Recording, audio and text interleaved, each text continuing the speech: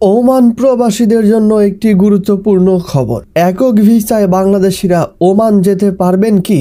চলতি বছরের শেষের দিকে নতুন ভিসা পুরোপুরি কার্যকর করার পরিকল্পনা গ্রহণ করেছে ওমান সহ জিসিসির 6টি দেশ।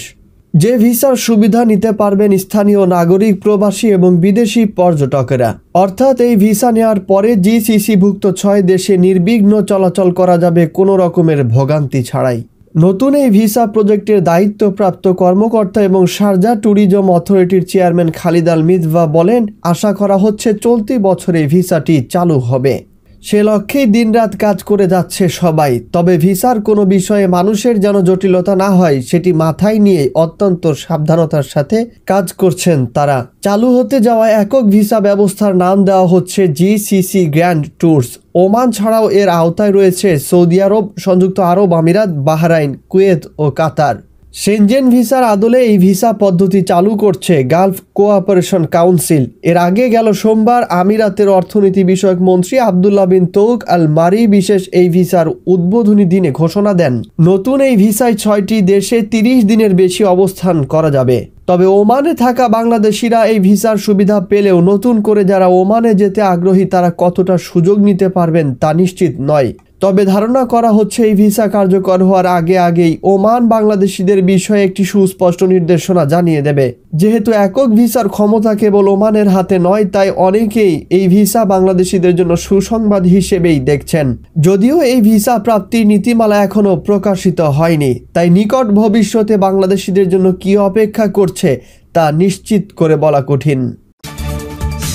আর এদিকে এবার ভিসা নিয়ে বিশাল সুসংবাদ দিল সৌদি আরব।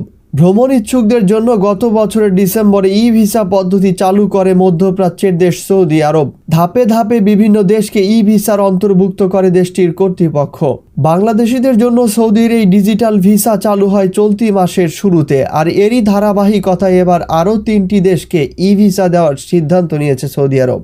মধ্যপ্রাচ্য ভিত্তিক সংবাদ মাধ্যম গালফ নিউজ জানিয়েছে, ক্যারিবীয় অঞ্চলের 3 দেশ বার্বাডোস, বাহামাস ও গ্রেনাডাকে ই ভিসা দেওয়ার সিদ্ধান্ত নিয়েছে সৌদি কর্তৃপক্ষ। এর আগে 63টি দেশকে ই ভিসা সুবিধার আওতায় এনেছিল সৌদি আরব। ই ভিসা সুবিধার আওতায় থাকা দেশগুলোর নাগরিকরা অনলাইনে সহজেই সৌদি আরবের ভিসার জন্য আবেদন করতে এবং সৌদি আরবে পৌঁছানোর পর বিমানবন্দর বা সমুদ্র বন্দরের মতো প্রবেশ পথগুলো থেকে এই ভিসা সংক্রান্ত সব সুবিধা নিতে পারেন। নতুন এই সুবিধা চালুর পাশাপাশি যুক্তরাষ্ট্র, যুক্তরাজ্য ও ইউরোপীয় ইউনিয়নের দেশগুলোর বাসিন্দাদের জন্য সৌদি আরবের পর্যটক ভিসার মেয়াদ বাড়ানোর ঘোষণা দেওয়া হয়েছে।